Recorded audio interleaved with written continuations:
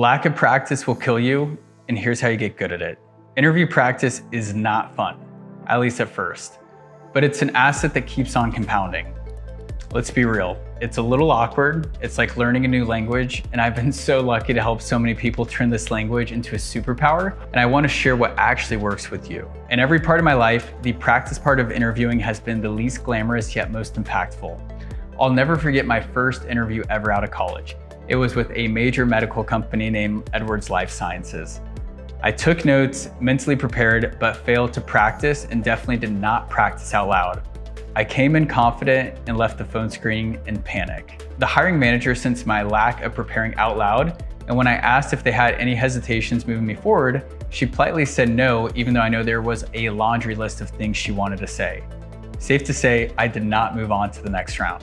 In hindsight, I should have practiced. That's what all my friends were doing who were landing roles with Deloitte, KPMG, Boeing, Stryker, Oracle, and many more. They leveraged their career centers, friends, and families to help hone their interview skills and have 100% confidence in themselves with repetition to crush their interviews. This may sound like a no-brainer, but I want to highlight not just why, but how to practice for an interview the right way. So here's my exact process that has helped me land every role and hundreds of others land other competitive ones. First, make sure you have a list built of the questions. Everything from tell me about yourself to technical questions you will be asked. I have a soft spot in my heart for Quizlet, so feel free to use the platform or write everything out on note cards. One side being the question, the next side being your answer. Pro tip, the answer does not need to be fully typed or written out. You just need the event or bullet point that you will pull from for the answer. The goal in this step of practicing is just to recall the detailed story you're going to choose from quickly. That way there's no hesitation in your head when they ask you a question. Now with yourself, family, or friends, go through every question and quiz yourself and make sure you can pull from the right answer. So your biggest goal, for me it's Iron Man. Biggest weakness, think too big. Most complex idea I've ever had to teach, protein digestion. What you want to do is just have the quick answer you're going to go to and build your database and study that first. Now, there are a lot of unique questions you want to prepare for, probably over 50 that you need unique answers from so you don't pull from the same example. But the goal of this exercise is to make your list and correlate an answer with each question, just like a vocab test. Now, action is I want you to start a timer for 30 minutes, and I want you to read off each question. Your goal is to build muscle memory for each detailed question in your database, and don't worry about having the perfect answer yet, that's coming next. The main goal is to correlate one of those 50 detailed examples you're pulling from in relation to the question you're being asked so you can come up with an answer in no time.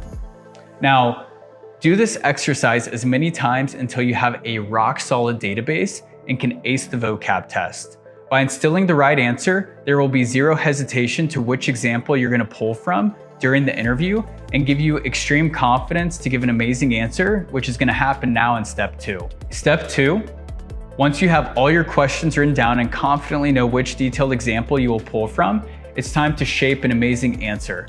Because we already know the answer to the test, biggest goal, Iron Man, biggest weakness, think too big, most complex idea to teach, protein digestion, we can now focus all of our energy on shaping the best answer with a compelling story and narrative to deliver that amazing answer. For example, hey Jay, what's your biggest goal you set for yourself? And why was that so significant for you? Now, because I've done the work with the vocab test, I'm like, heck yes, I know the answer, it's my Iron Man. Now, for this part, let's craft that into an amazing, compelling story. And because this is situational, let's answer in the STAR method. Now for this response, I might go, hey John, that's a great question.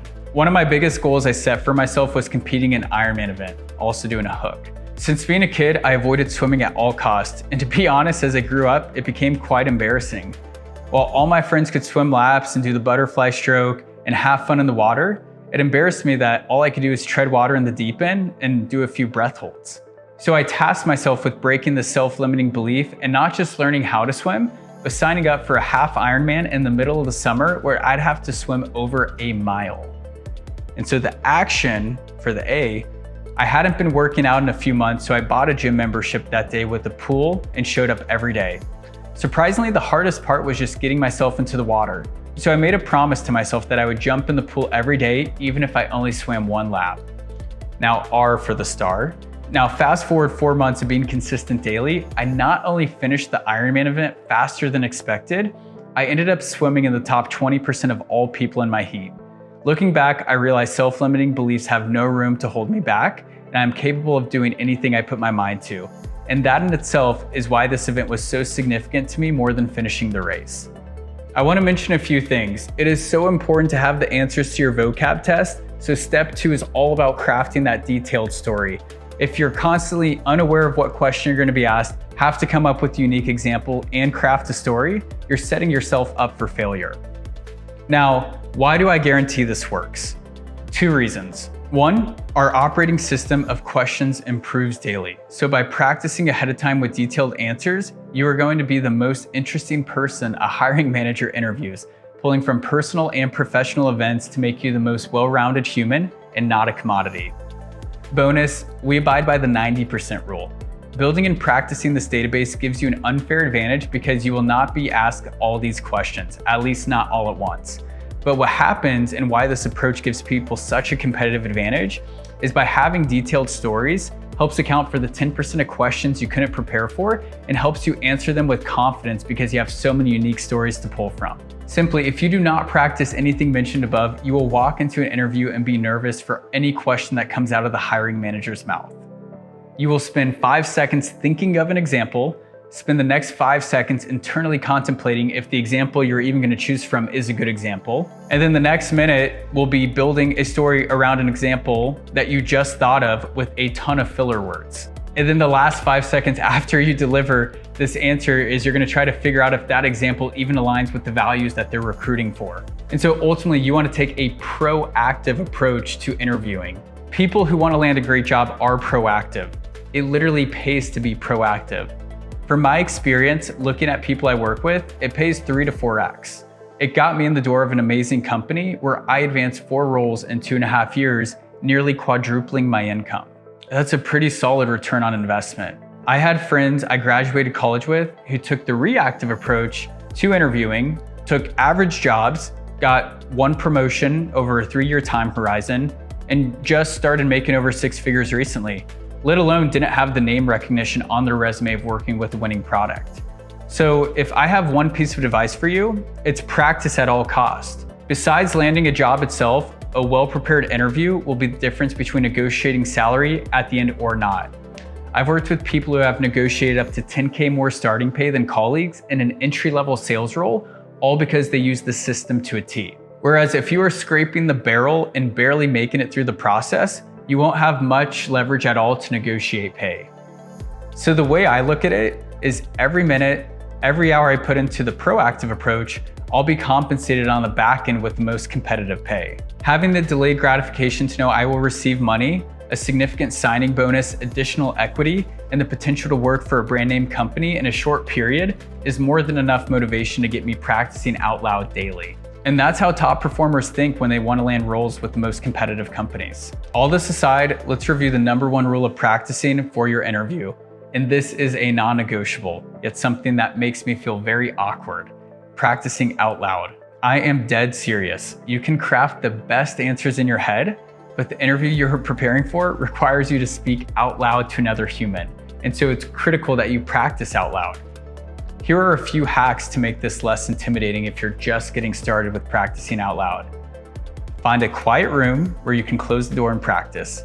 Print off your database or take your flashcards into nature, or schedule dedicated time with someone to practice with. In my opinion, the best practice is with other people because they can hold your notes to make sure you're not reading off of them, which is a big mistake, and not using a ton of filler words. Feedback is a gift and will help you improve tremendously. In conclusion, practice makes perfect and also builds you an unfair level of confidence. A piece of feedback I get is how the practice we give is great and how once people start interviewing more and more, the confidence compounds and gives such an unfair advantage to everything they do. For some of you, this will be hard. You may be introverted, a little like myself, or have grown up in a non-social family. Regardless of your circumstances, you are not your story. And if you want to be a winner and win the interview lottery, understand that sometimes that your best when you're just getting started is just not good enough. And so you need to figure out a way how to make your best even better. And the solution to that is to practice daily. You will know you are ready when you can hand a list of questions to a friend or family member and answer each question flawlessly with unique examples, little to no filler words, and all the examples pointed towards the values that that company or hiring manager cares about. If you get stumped, fumble on a question, that means you need a little more polishing, which is a blessing so you don't lose out on your first big company like I did with Edwards Lifesciences back in the day.